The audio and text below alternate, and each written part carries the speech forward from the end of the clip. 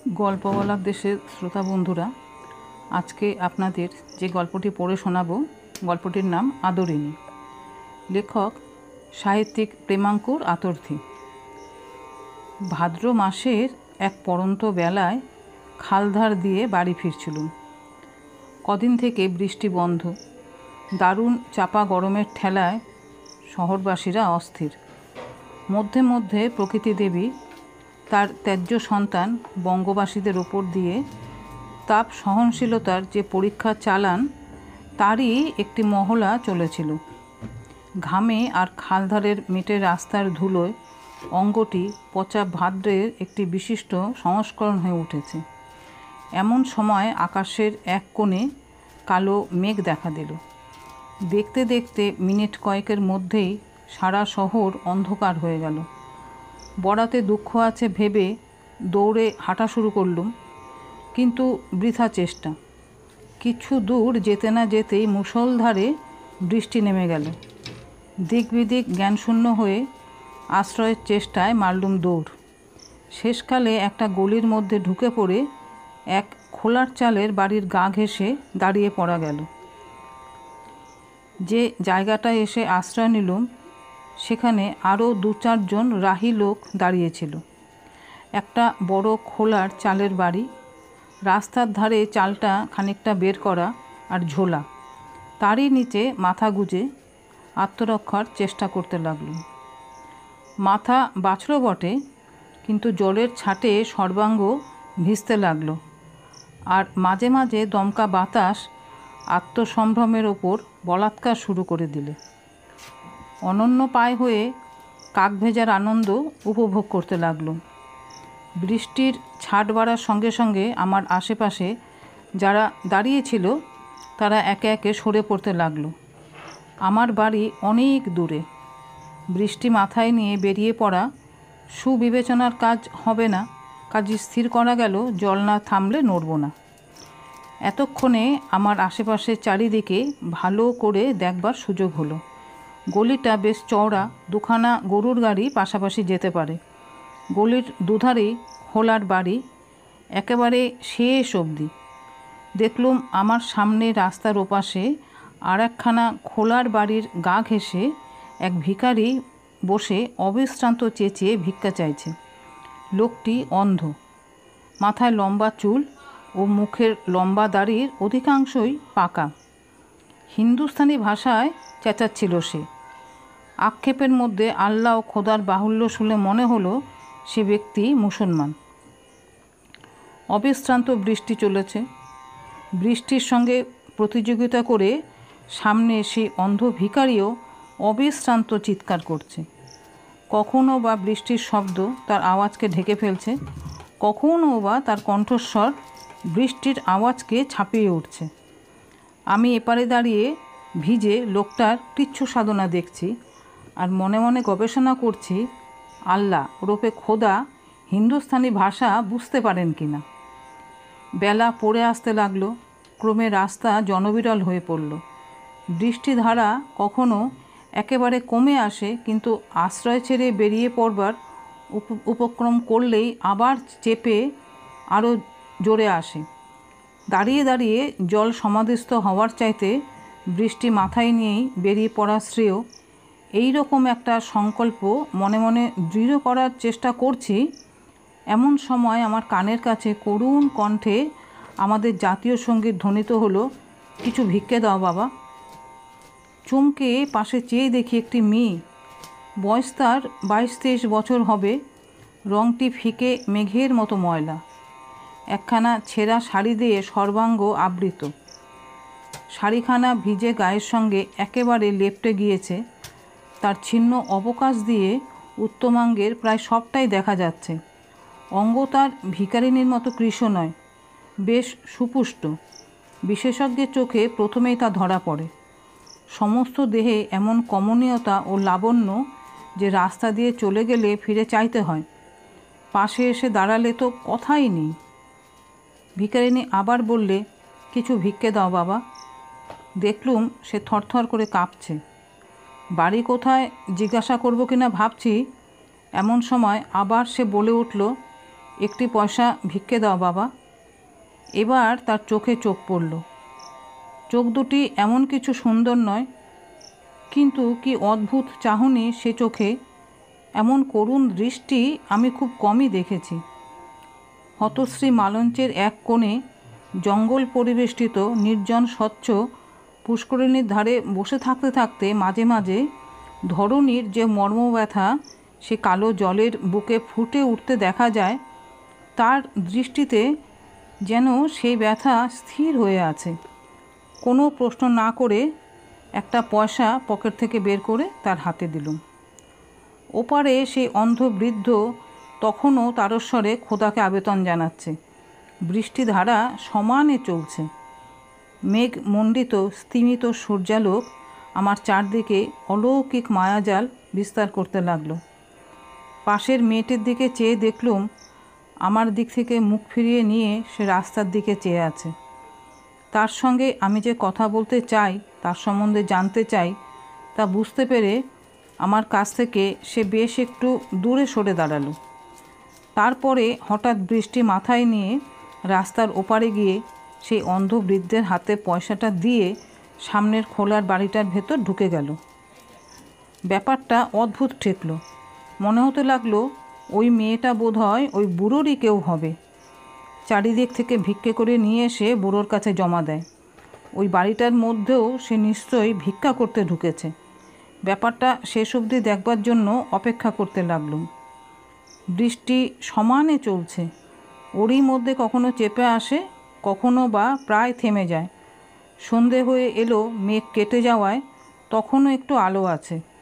বৃদ্ধ ভিখারির চিৎকার একটু মন্দা পড়েছে। বোধহয় সারাদিন চেঁচিয়ে এবার তার দম ফুরিয়ে এসেছে।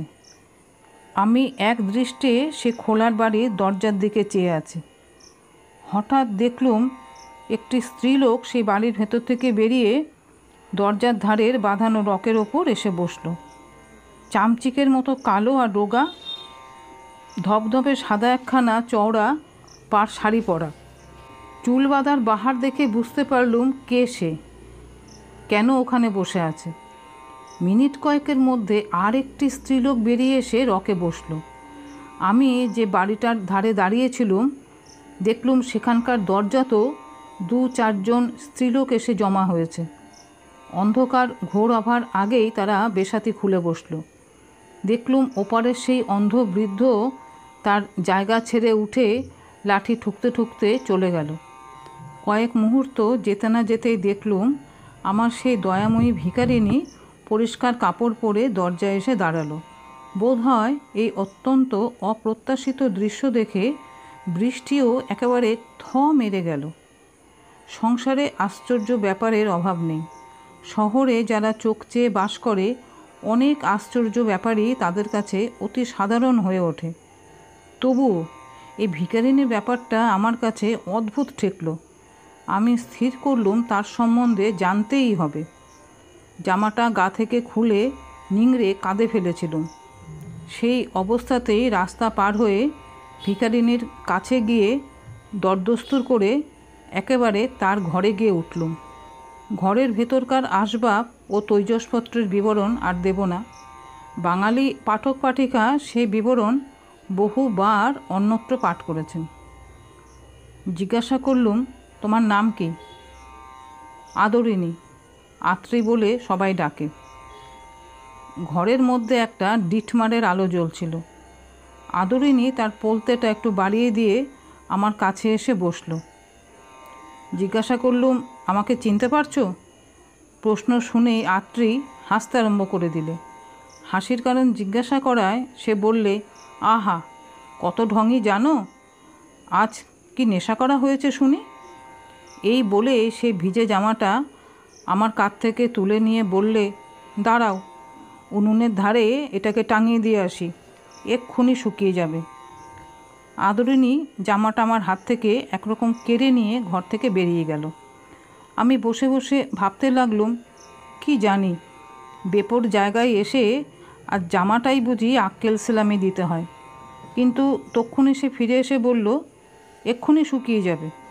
তারপর আমার ধুতিটাতে হাত দিয়ে বললে, এই ধুতি যে ভিজে গিয়েছে, একখানা শাড়ি পরে ওটা খুলে দাও, শুকোতে দিয়ে দিই। সে উঠে গিয়ে আলনা থেকে একখানা চিরকুট ময়লা শাড়ি নিয়ে এসে বললে, নাও ওটা ছেড়ে ফেলো। ধুতিখানা আর বেহাত করবার ইচ্ছে ছিল না। বললুম, ওই এখনই গায়ে শুকিয়ে যাবে, তুমি একটু স্থির হয়ে বসো তো, তোমায় গোটা কত কথা জিজ্ঞাসা করি। শাড়িখানা ছুঁড়ে একপাশে ফেলে দিয়ে সে আমার গা ঘেঁষে বসে বলল, বলো। আবার জিজ্ঞাসা করলুম, ঠিক করে বলো তো, আমায় চিনতে পারছো কি না? তুমি তো ওই মোড়ের বাঁশগোলায় কাজ করো, আগে 2-3 বার এসেছিলে, একটু রসিকতা করবার লোভ সামলাতে পারলুম না। বললুম, ছেলেবেলা থেকে বাঁশের সঙ্গে ঘনিষ্ঠ পরিচয় থাকলেও ঠিক বাঁশগোলায় কখনো কাজ করিনি। রসিকতাটা ঠিক বুঝতে না পেরে আদরিনী হাঁ করে আমার মুখের দিকে চেয়ে রইল। আমি বললুম, দেখো, তোমার কাছে একটা বিশেষ কাজে এসেছি, গোটা কত কথা ঠিক উত্তর দিতে হবে, আমার অন্য কোনো মতলব নেই। অবশ্যই তোমার যা প্রাপ্য তা দেব, ভয় নেই। আমার কথা শুনে আদরিনী ভয় পেয়ে গেল। সে আমায় ঠেসা গা ঘেঁষে বসেছিল। বেশ বুঝতে পারলুম অতি সন্তর্পণে আমার স্পর্শ থেকে নিজেকে মুক্ত করে নিচ্ছে। হঠাৎ মুখ তুলে আমার দিকে সেই দৃষ্টিতে চেয়ে বলল, আপনি কি পুলিশের লোক? বাবা, আমি কোনো দোষ করিনি, আমার উপর কোনো অত্যাচার করবেন না, আমি আপনার মেয়ে, মেয়েকে রক্ষে করুন। এই বলে সে আমার পা দুটো চেপে ধরলে। আমি অপ্রস্তুত হয়ে পড়লুম। কেন যে আদরিনী অতখানি বাড়াবাড়ি করলে তা বুঝতে পারলুম না।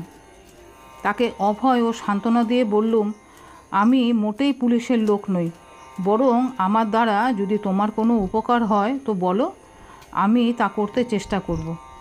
তুমি বড় ভালো মেয়ে, তোমার মনের একটু পরিচয় পেয়েছি বলেই তোমার সঙ্গে ভাব করতে এসেছি, তোমার কোনো ভয় নেই। আদরিনীর মুখে হাসি ফুটল। আশ্বাস পেয়ে সে আবার আপনি ছেড়ে তুমি ধরলে। বললে, আমি তোমার মেয়ে, তুমি আমার বাবা। এই বলে সে আমার পিঠে হাত বুলোতে বুলোতে বলল, বাবার বয়স কত? 23 বছর। আদরিনী খিলখিল করে হেসে উঠে বললে, বেশ হলো, বাপার মেয়ে একই বয়সী। আমারও 23 বছর বয়স বাবা। ঠিক এই সময় আমাদের চমকে দিয়ে ঘরের বাইরে কে ঝংকার দিলে, কে রে, কার সঙ্গে আমার মশকরা হচ্ছে, কে এসেছে? আদরিনীর হাসি থেমে গেল। এক মুহূর্ত চুপ করে থেকে সে বলে উঠল, তোর বর এসেছে, রাস্তা থেকে তোর বর নিয়ে এসেছি, আয় না ভেতরে। দরজা ধাক্কা দিয়ে এক নারী ঘরের মধ্যে ঢুকল। আমার মনে হলো দীনবন্ধু মিত্রের জগদম্বা বুঝি নাটক থেকে উঠে এলো। আদরিনী বললে, দেখ, তোর জন্য কেমন বর জুটিয়ে এনেছি। তারপর আমাকে জিজ্ঞাসা করলে, কি বাবা, পছন্দ হয়? মুখে আগুন, দিনে দিনে কত রঙ্গই হচ্ছে। নে নে, আধিক্ষেতা রেখে শিগগির কর, আবার লোক আসবে। এই বলে স্ত্রীলোকটি বেরিয়ে গেল। আমি হাঁপ ছেড়ে বাঁচলুম। আদরিনী হাসতে হাসতে বললে, কেমন বাবা, পছন্দ হয়েছে আমার মাকে? জিজ্ঞাসা করলুম, উটি কি তোমার মা নাকি? আদরিনী অন্যদিকে মুখ করে সম্মতিসূচক ঘাড় নেড়ে ঘর থেকে বেরিয়ে গেল। একটু পরে আমার জামাটা হাতে নিয়ে এসে ফিরে এলো। দেখলুম আমার ধপধপে সাদা সিল্ক টুইলোর শার্ট ধোঁয়ায় প্রায় কালো হয়ে গিয়েছে, আর তা থেকে মাছের ঝোল আর ধোঁয়া মিলিয়ে এমন বিকট গন্ধ বেরোচ্ছে যে গায়ে দেওয়া দূরের কথা, সেটাকে কাছে রাখলে বমি ঠেলে আসে। জামাটিকে গুটিয়ে পাশে রেখে বললুম, রসিকতা তো খুব হলো, এবার আমার কথা জবাব দাও দেখিনি। কি বলো? আমার কাছ থেকে একটা পয়সা চেয়ে নিয়ে ওই যে অন্ধ বুড়োটাকে দিলে, ও তোমার কে হয়? আদরিনী কিছুক্ষণ অবাক হয়ে আমার মুখের দিকে চেয়ে থেকে বলল, ও তুমিই বুঝি ওইখানে দাঁড়িয়েছিলে? এতক্ষণে বুঝেছি। কে হয় ওই বুড়োটা তোমার? কে আবার হবে? মুসলমান। তবে? আদরিনী কোনো কথা বললে না, চুপচাপ মাটির দিকে চেয়ে বসে রইল। বললুম, তোমার তো অভাব কিছুই দেখছি না, তবে তুমি ভিক্ষাবৃত্তি করো কেন? আর কার জন্যই বা করো? আদরিনী চট করে উঠে দরজা থেকে মুখ বাড়িয়ে বাইরের দিকে কি দেখে ফিরে এসে বললে, বাবা, আজ তুমি বাড়ি যাও, বড্ড দেরি হয়ে গিয়েছে। বলবো, তোমাকে আমার সব কথা বলবো, কিন্তু আজ নয়। কবে আসবে বলো? আবার আসতে হবে? নিশ্চয় আসতে হবে, ভুলো না আমি তোমার মেয়ে। আদরিনী আমায় জিজ্ঞাসা করলে, তোমরা কি জাত? জাতটাত আমি মানি না, তবে আমার শরীরে ব্রাহ্মণের রক্ত আছে, এইটুকু বলতে পারি। কি গোত্তর? ভরদ্বাজ। তোমার ভরদ্বাজের দিব্যি রইল, পরশু এসো। আদরিনীর বাবা ছিল ব্রাহ্মণ। বাঁকুড়ার কোনো এক গ্রামে তাদের বাড়ি ছিল। কলকাতায় রসুইয়ে বামুনের কাজ করে সে বেশ 2 পয়সা উপার্জন করত। পরিবার থাকতো দেশে। কিন্তু আদরিনীর যখন 7 বছর বয়স, তখন তার বাপ তাকে ও তার মাকে কলকাতায় নিয়ে এসে বাড়িতে তুললে। বছরখানেক যেতে না যেতেই তার এক ভাই জন্মালো, আর তার ফলে তার মা মারা গেল।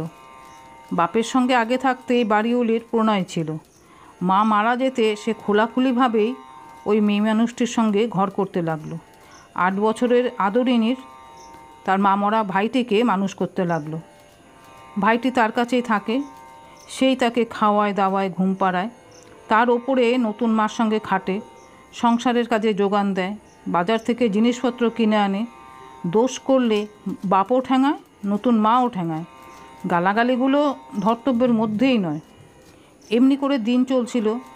যখন তার 10-11 বছর বয়স, সেই সময় তার বাপ মারা গেল।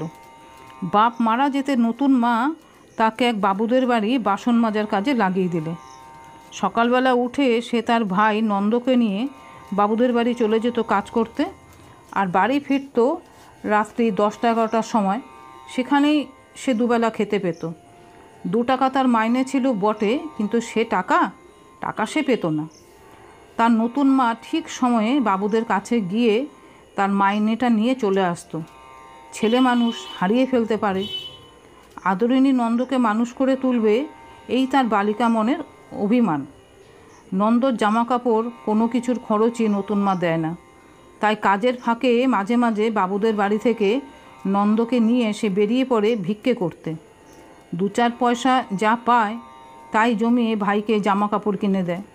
মধ্যে মধ্যে বাবুদের বাড়ি ছোট ছেলেদের ছেঁড়া জামাও পায়।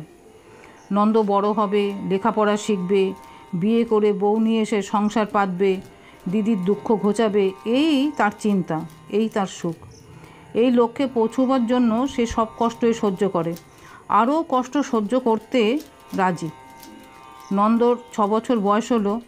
আদরিনী ঠিক করলে তাকে স্কুলে পাঠাবে। তার জামা কাপড়, স্কুলের মাইনে, বইয়ের দাম এসব কোথা থেকে আসবে? নতুন মা কিছুই দিতে চায় না। নন্দকে স্কুলে পাঠাবার জন্য বেশি জেদাজেদি আরম্ভ করায় নতুন মা বললে, আমি এত পয়সা কোথায় পাবো? তুই তো উপযুক্ত হয়েছিস, এবার পয়সা রোজগার করে ভাইকে মানুষ কর। নতুন মার প্রস্তাব শুনে আদরিনী বুঝতে পারলে নন্দর সঙ্গে তারও বয়স বেড়েছে। বিনা সুপারিশে সে নিজেই পয়সা রোজগার করতে পারে। ভাইকে সে ছেলের মতো মানুষ করেছে, তার জন্য বেশ্যাবৃত্তি তো দূরের কথা, প্রাণ পর্যন্ত দিতে পারে। বাবুদের বাড়ির কাজ ছেড়ে দিয়ে সে রাস্তায় দাঁড়াতে আরম্ভ করলে। নন্দ রোজ সকালে সেজেগুজে বই বগলে নিয়ে স্কুলে যায়, আর তারই খরচ জোগানোর জন্য আদরিনী সন্ধ্যাবেলায় সেজেগুজে রাস্তায় দাঁড়ায়। প্রতি রাত্রে যা রোজগার হয় নতুন মা নিয়ে নেয়। সে বলে, তোদের মানুষ করার জন্য আমার 1000 টাকা খরচ হয়েছে, এই টাকাটা উঠে গেলে তোর পয়সা তুই রাখিস, তার আগে একটিও পয়সা পাবি না। আদরিনীর কোনো দুঃখ নেই। ভাই মানুষ হবে, যে ভাইকে সে বুকে করে মানুষ করেছে তার তুলনায় কোনো কষ্ট নয়। বছর 5 বেশ কাটল। একদিন আদরিনী শুনতে পেল নন্দ স্কুলে যায় না। সারা দিন ইয়ার বন্ধুদের সঙ্গে সিদ্ধি বিড়ি খেয়ে রাস্তায় রাস্তায় ঘুরে বেড়ায়। স্কুলের মাইনে তাতেই খরচ হয়ে যায়। খবরটা শুনে কেঁদে ফেললে। ভাইকে ডেকে বোঝালে, এমন করিস নি ভাই, তুই লেখাপড়া শিখে মানুষ হলে আমার দুঃখ ঘুচবে। ভাই মানলে না, লেখাপড়া তার হবে না। নতুন মাও তার সঙ্গে সায় দিলে, বললে এতগুলো করে টাকা মিছিমিছি নষ্ট করা, যদিও সে টাকা তারই রোজগার। নন্দ খায় দায়, হৈ হৈ করে ঘুরে বেড়ায়, মাঝে মাঝে রাতে বাড়ি আসে না, বলে কোথায় কাজ শিখছে, সারা রাত খাটতে হয়। সকালবেলায় বাড়ি আসে চুল উস্কো খুস্কো, চোখ রাঙা। নতুন মায়ের সঙ্গে নন্দর ঝগড়া হয়। নতুন মা বলে, তোকে আর খেতে দিতে পারবো না, বেরিয়ে যা আমার বাড়ি থেকে। আদরিনী তাকে বোঝায়, নিজেও বুঝতে পারে নন্দ আর সে নন্দ নেই। ভরত ঋষির হরিণের সন্ধান পেয়েছে, তার বুকের মধ্যে হা হা করে ওঠে। একদিন নতুন মার সঙ্গে কী নিয়ে নন্দর ঝগড়া বাঁধল, নতুন মা তাকে বাড়ি থেকে দূর করে দিলে। আদরিনী তাকে কত মানা করলে, বললে যাসনি নন্দ, তুই চলে গেলে আমার কি রইল, দুদিন থাক, দেনাটা শোধ হয়ে গেলে আমরা দুজনেই চলে যাব। নন্দ শুনলে না, চলে গেল। আদরিনীর সংসার শূন্য হয়ে গেল। ভাইকে মানুষ করে তুলবে, সে লেখাপড়া শিখে পয়সা রোজগার করবে, তার বিয়ে হবে, ছেলে মেয়ে হবে, তাদের কোলে করে মানুষ করবে, এই তার চিন্তা ছিল। এই জন্য 13 বছর বয়সে সে রাস্তায় দাঁড়িয়েছিল। কিন্তু কোথা থেকে কালো মেঘ এসে তার মানুষ উদ্যান ছেয়ে ফেললে, তার জীবন অন্ধকার হয়ে গেল। তার একমাত্র অবলম্বন, যাকে কেন্দ্র করে সে বেঁচেছিল, সেই অতি রূঢ় আঘাত দিয়ে তাদের সুখ স্বপ্ন নষ্ট করে দিলে।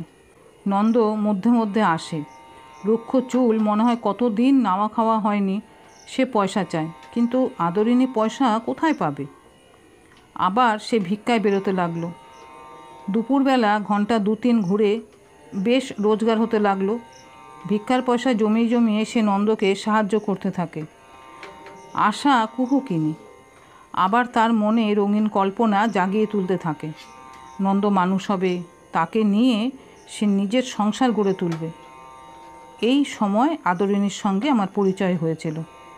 তার জীবনের এই ইতিহাস একদিন নয়, তার ঘরে 14-15 দিন গিয়ে কিছু কিছু দেখে শুনে একটু একটু করে জানতে পারলুম। সাধারণ মানুষ একসঙ্গে দুটো জীবনযাপন করে। এক তার কর্মজীবন, অর্থাৎ বাস্তব জীবন, যেখানে সে খায় দায়, কাজকর্ম করে, অর্থ রোজগার করে, নিজের সুখ ও স্বার্থের সঙ্গে নিয়ত, যেখানে বাইরের সংসারের সঙ্গে দ্বন্দ্ব চলছে, যাকে বৈজ্ঞানিক নাম দিয়েছেন জীবন সংগ্রাম। অন্যটি তার মানস জীবন, সেখানে বাস্তবের সঙ্গে কোনো সংগ্রাম নেই। নিজের মনের গঠন, অভিরুচি ও কল্পনা দিয়ে সে এক রাজ্য তৈরি করে সেখানে বাস করে। হয়তো বাস্তব জীবনে সে রাস্তার মুটে, মানস জীবনে সে বিশ্বের রাজা। এই কর্মজীবনের সঙ্গে মানুষ জীবনের যে যত বেশি আপোষ করতে পারে, সেই তত বেশি কাজের লোক। অধিকাংশ লোকই সে আপোষ করতে পারে না, তাই জগতে কাজের লোকের সংখ্যা কম। বাস্তব জীবনে অতি নিম্ন শ্রেণীর দেহোপজীবিনী হলেও আমি দেখতে পেতুম মানুষ জীবনে আদরিনী মহীয়সী নারী, বৃহৎ সংসারের কর্ত্রী। সে সেখানে স্বামী, পুত্র, পরিজন ও আশ্রিতজনে ভরা তার গৃহ। বাস্তব জীবনে সে নিঃস্ব, কিন্তু মানুষ জীবনে তার দান ধ্যানের অন্ত নেই। দুঃখীজনের প্রতি সহমর্মিতায় সে পরম কারুণিক। প্রতিদিন সন্ধ্যা থেকে রাত্রি 2 প্রহর অবধি দেহ বিক্রয় করা তার উপজীবিকা, কিন্তু মনে সে সাবিত্রী সমা। সেখানে স্বামী ছাড়া তার অন্য ধ্যান নাই। একদিন আদরিনী আমায় বললে, বাবা, আমি আর সহ্য করতে পারছি না।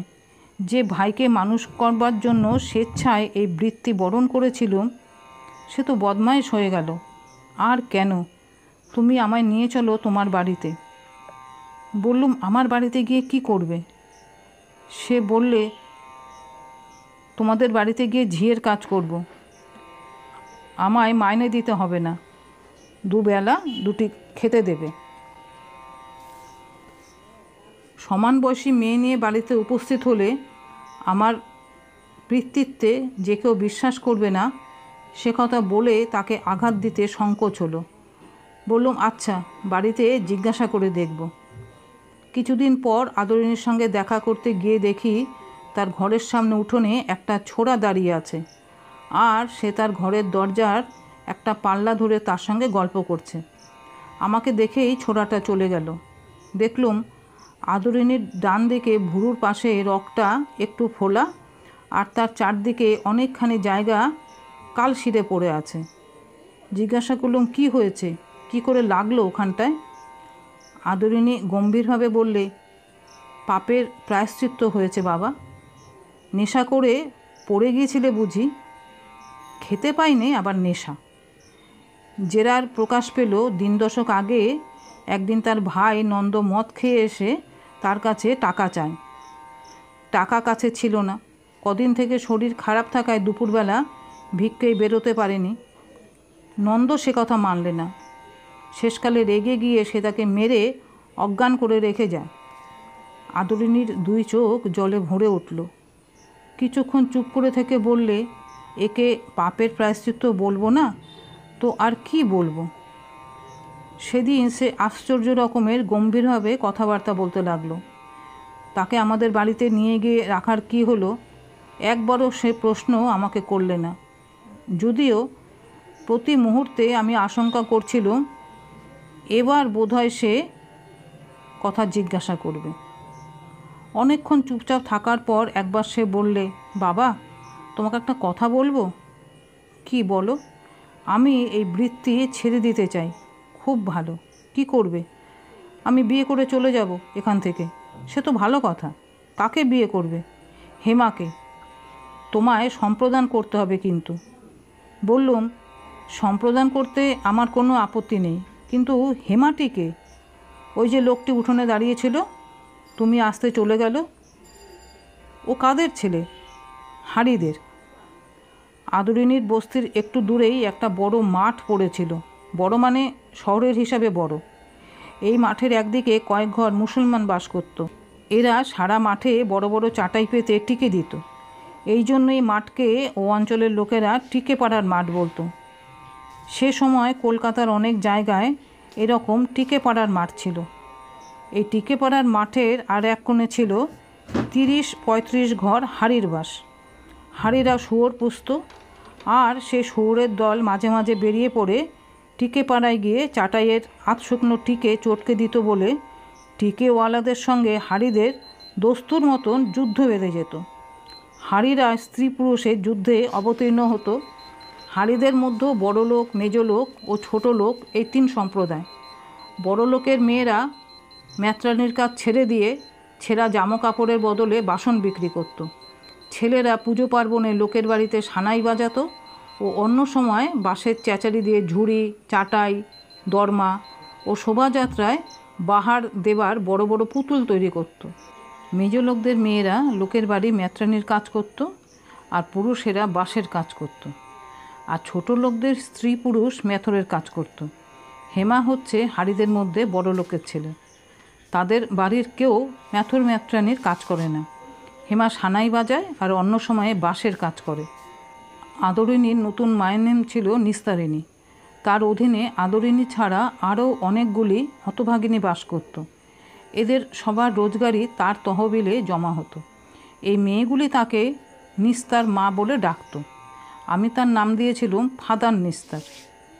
নিস্তারিণীর বাড়িতে কতকগুলি খালি ঘর ছিল।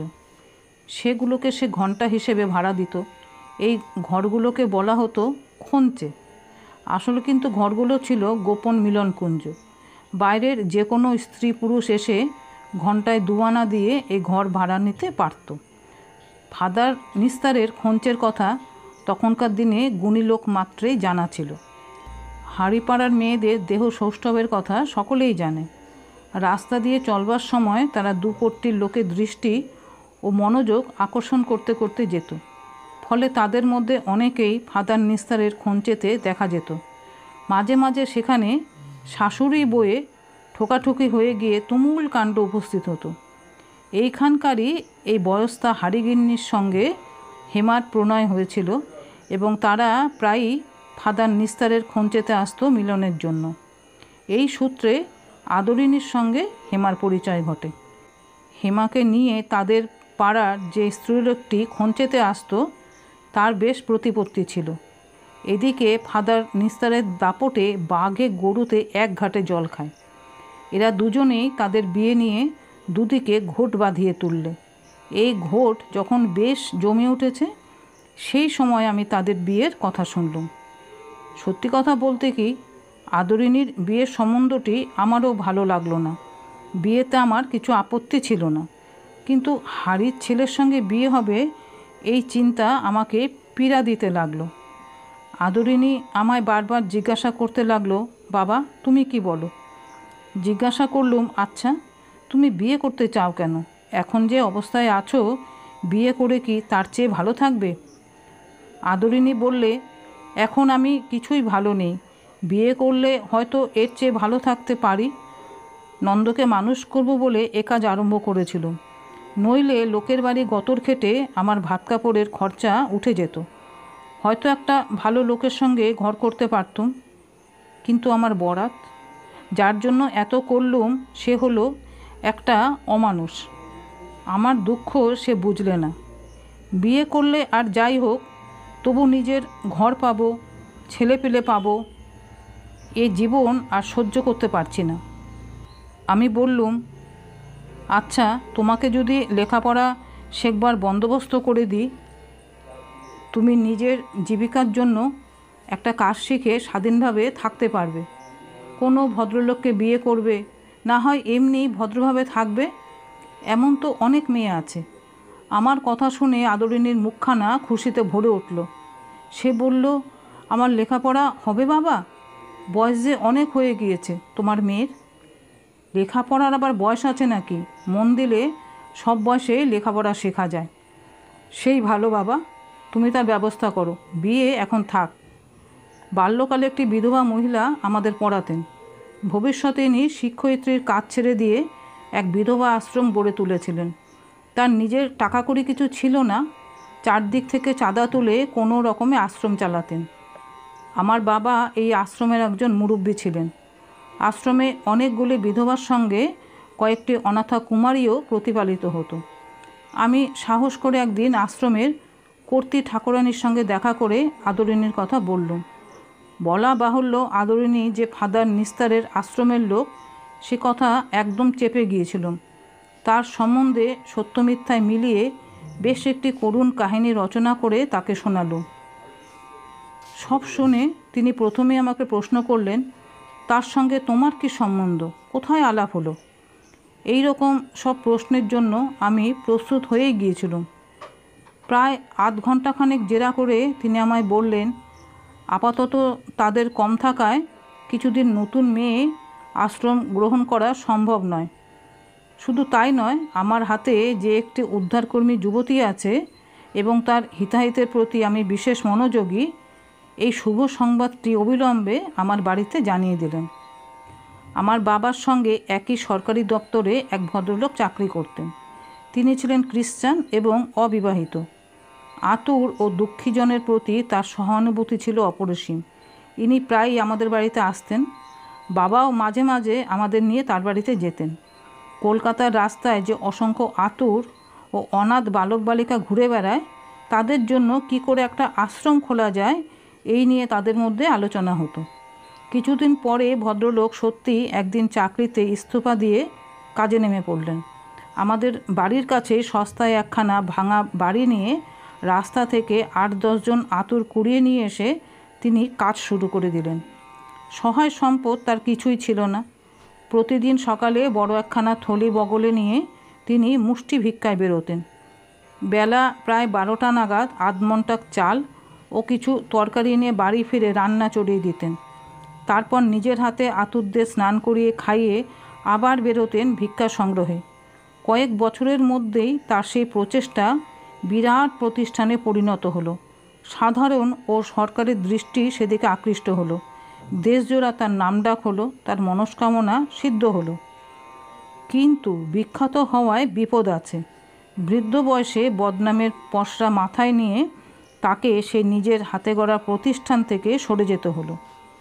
সে কথা যাক, আমি একদিন সন্ধ্যার সময় তার কাছে গিয়ে আদরিনীকে তার আশ্রমে স্থান দিতে পারেন কি না জিজ্ঞাসা করলুম। আদরিনীর যে দুঃখের কাহিনী আমি তৈরি করেছিলাম তা শুনে ভদ্রলোকের চক্ষু সজল হয়ে উঠল।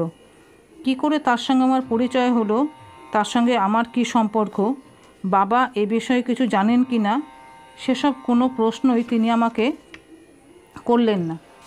কিছুক্ষণ চিন্তা করে বললেন, দেখো হে, আমাদের আশ্রমে কোনো মেয়ে নেই তো, পুরুষদের আশ্রমে তাকে নিয়ে এসে রাখা সুবিবেচনার কাজ হবে না। তুমি ছেলে মানুষ, তখন আমার 24 বছর বয়স, এসব কথা তুমি ঠিক বুঝতে পারবে না। এই বলে ভবিষ্যতে আশ্রমে মেয়েদের যে বিভাগ হবে সে সম্বন্ধে আমাকে বলতে লাগলেন।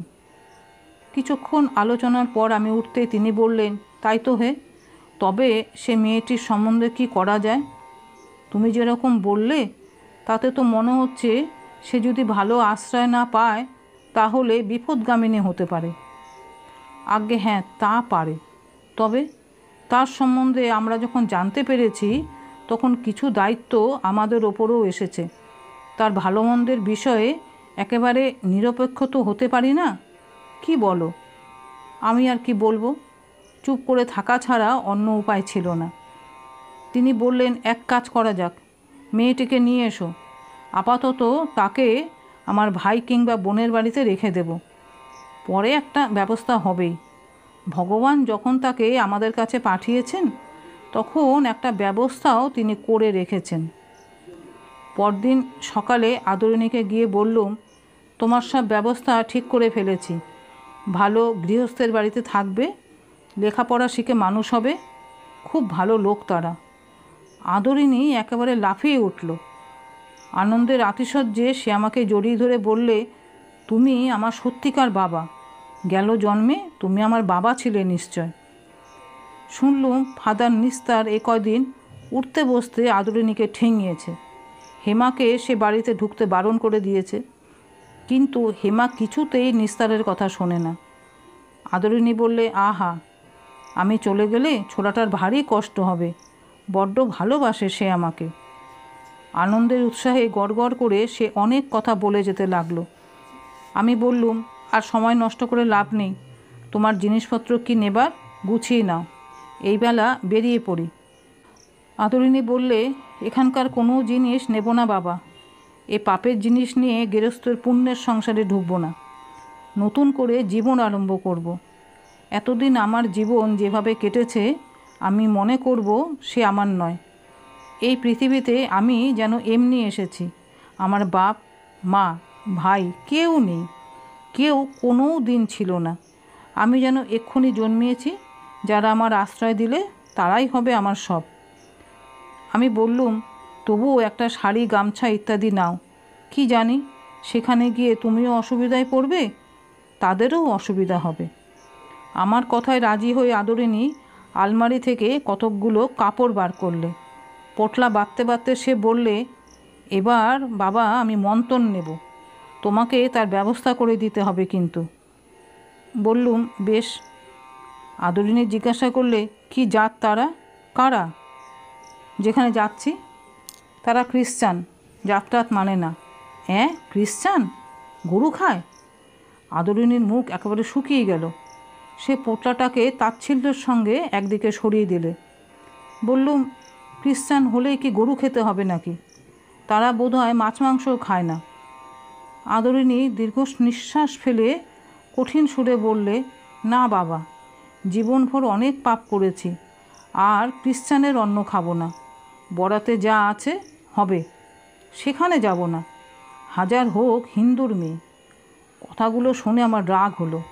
প্রতিদিন 36 জাতের কাছে দেহ বিক্রি করে যে হিন্দুত্ব অক্ষুণ্ণ থাকে, খ্রিস্টানের ঘরে থাকলে সে হিন্দুত্ব যে কিছুতেই নষ্ট হবে, এ সোজা কথাটা তাকে বোঝাবার চেষ্টা করতে লাগলুম, কিন্তু কিছুতেই সে কথা মানতে রাজি হলো না। শেষকালে সে কাঁদতে আরম্ভ করলে। ফাদার নিস্তার বোধহয় কাছাকাছি কোথাও দাঁড়িয়ে আমাদের কথাবার্তা শুনছিল। এরই মধ্যে সে ঘরে ঢুকে জিজ্ঞাসা করলে, আবার কি হলো, দিনটা তমন করে মরছো কেন? আদরিণী কিছু না বলে নীরবে কাঁদতে লাগলো। নিস্তারিণী আমার দিকে চেয়ে বললে, হ্যাঁ গা, ভালো মানুষের বাছা, ওর মাথায় এসব কি বুদ্ধি দিচ্ছ? এতে কি তোমার ভালো হবে না ওরই হবে? কদিন থেকে যেমন নাচানাচি শুরু করেছে, বলি কেন, কিসের জন্য শুনি? জিজ্ঞাসা করলুম, কি হয়েছে? বলে চলে যাব, বিয়ে করব, লেখাপড়া শিখব, যা দেখিন তুই। আদরিনী এবার গর্জে উঠল, আলবৎ যাব। তবে রে বলে ফাদার নিস্তার একেবারে সিংহ বিক্রমে আদরিনীর ওপরে ঝাঁপিয়ে পড়ে তাকে অমানসিক প্রহার করতে আরম্ভ করল। আদরিনী কোনো বাধা দিলে না। সে মাটিতে পড়ে বলতে লাগলো, মার মার, মেরে যদি ফেলতে পারিস তবে বুঝবো। ফাদার নিস্তারের চিৎকারে বাড়ির অন্যান্য মেয়েরা এসে ভিড় করে দাঁড়ালো, কিন্তু তারা কেউ আদরিনীকে বাঁচাবার জন্য এগিয়ে এলো না। এদিকে নিস্তারিণী মেরেই যেতে লাগলো। শেষকালে খাটের তলা থেকে একটা ঘটি টেনে নিয়ে তাই দিয়ে আদরিনীর মাথা ও মুখ থ্যাতলাতে আরম্ভ করে দিল। এবার আমি ছুটে গিয়ে নিস্তারিণীকে ধরে ফেললুম। বাড়ির মধ্যে বাইরেরও অনেক স্ত্রী পুরুষ এসে জমা হয়েছিল। তারা সকলেই পাড়ার লোক, সকলেই আত্রী ও ফাদার নিস্তারকে চেনে। আমি ধরা মাত্র নিস্তারিণী গর্জে উঠল, ভালো হবে না বলছি, তুমি সরে যাও। আমি নিস্তারিণী বাড়িওলি, আমায় চেনো না? আমার মাথায় তখন রাগ চড়ে গিয়েছে। নিস্তারিণীকে হ্যাচড়াতে হ্যাচড়াতে ঘরের বাইরে টেনে নিয়ে এলুম। সেখানে যারা দাঁড়িয়েছিলুম তাদের বললুম, আমি একে পুলিশে দেব। তোমরা সবাই দেখছো এই আত্মীকে কীরকম মেরেছে। পুলিশের নাম শুনেই ভিড়ের পুরুষ দর্শকরা একে একে সরে পড়তে আরম্ভ করলে। ঠিক সেই মুহূর্তেই হেমা ও তাদের পাড়ার একপাল স্ত্রী পুরুষ দৌড়ে বাড়ির মধ্যে এসে ঢুকলো। হেমা জিজ্ঞাসা করতে লাগলো, মেরেছে কে, কাকে? আত্রি কোথায়? একবার চারিদিকে চেয়ে নিয়ে সে তড়াক করে দাওয়ায় উঠে ঘরের মধ্যে উকি দিয়ে আদরিনীকে দেখে বললে, ইহ, এই যে মেরে ফেলেছে রে। কে মেরেছে বল, কে মেরেছে? আদরিনীর মুখে কথা নেই, চোখে তার অশ্রু পর্যন্ত নেই, একটা বিশ্রী নিস্তব্ধতা। এ ওর মুখের দিকে তাকাচ্ছে। হেমাদের পাড়ার মেয়েরা ফাটিফাটি করছে।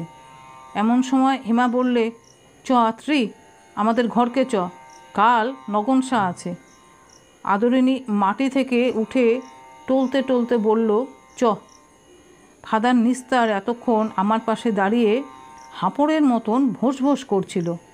মোটা মানুষ, পরিশ্রম করে কিছু ক্লান্তি আসা স্বাভাবিক, কিন্তু আদরিনীকে অগ্রসর হতে দেখে সে গর্জে উঠে বললে, খবরদার আত্রি, বাড়ির বাইরে পা বাড়িয়েছিস কি খুন করে ফেলবো। আমার নাম নিস্তারিণী। নিস্তারিণীর মুখের কথা শেষ হতে আদরিনী ঘরের ভেতর থেকে লাফিয়ে প্রায় 5.5 ফুট দাওয়া টপকে একেবারে তার ওপর ঝাঁপিয়ে পড়ল। নিস্তারিণীর নাকে ছিল ইয়া ফাঁদিনত, 2 কানের ওপর থেকে ডিম অবধি সারিয়ে করে মাকড়ি। এক মুহূর্তের মধ্যে নাকের নড়ি ও কানের 2-3টে মাকড়ি ও তার সঙ্গে যথোচিত চামড়া ও মাংস উড়ে গিয়ে রক্তধারা ছুটতে লাগলো। উড়ে বাবা, এত রক্ত বলে নিস্তারিণী তো ঘুরে মাটিতে পড়ল ঐরাবতের মতন। রক্ত দেখে আদরিনীর মাথায় যেন খুন চেপে গেল। সে তারই ওপরে তার পেটে দমাদ্দম লাথি মারতে আরম্ভ করে দিল। বাড়ির অন্য মেয়েরা হাঁ করে দাঁড়িয়ে মজা দেখতে লাগলো। কেউ কাছে গিয়ে এসে তাকে ধরলে না।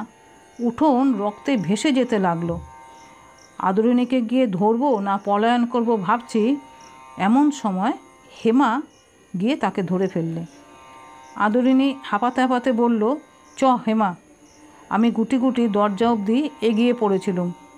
আদরিনী এসে আমার একখানা হাত ধরে বললে, বাবা, বুঝি মেয়ের কীর্তি দেখে সরে পড়ছিলে? আমরা রাস্তায় বেরিয়ে পড়লুম। মাঠের কাছে পৌঁছামি বললুম, আচ্ছা এবার আমি চললুম।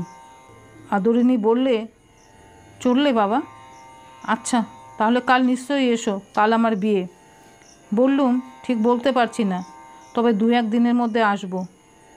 না না, কাল আসতেই হবে। তারপর একটু হেসে বললে, তোমার ভরদ্বাজের দিব্যি রইল। তার সঙ্গে সেই প্রথম আলাপের কথা মনে পড়ল।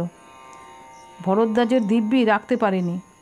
বোধহয় সপ্তাহখানেক পরে একদিন বিকেলে আদরিনীর সঙ্গে দেখা করতে গেলুম। দেখলুম তার বিয়ে হয়ে গিয়েছে। এক মাথা সিঁদুর দিয়ে একখানা লাল পেরে কোরা শাড়ি পরে সে আমায় প্রণাম করলে। বিয়ে করে কেমন লাগছে সে কথা জিজ্ঞাসা করবার প্রলোভন হতে লাগলো, কিন্তু কোনো প্রশ্ন করবার আগেই খুশিতে ডগমগ হয়ে আদরিণী বললে, জানো বাবা, আমরা এখান থেকে চলে যাচ্ছি পশ্চিমে। আমাদের দুজনেরই রেলে চাকরি হয়েছে, ম্যাথুর ও ম্যাত্রানির কাজ। ও পাশ আনতে গেছে, কাল সকালবেলায় চলে যাব।